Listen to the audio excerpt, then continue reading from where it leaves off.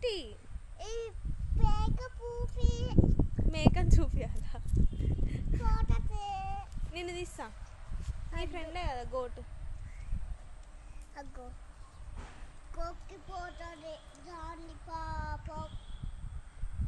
ఎందుకు పాపం తొక్కిపోతుందా అయ్యో ఏడుస్తా ఏడుస్తుందా అయ్యో అయ్యో నువ్వు కట్టెందుకు తీసినావు ఇప్పుడు దాన్ని కొడతావా మరి ఏం చేస్తావు ఆడుకుంటావా వేరే దాన్ని కొడతావా తొక్కిపోయిందన్నా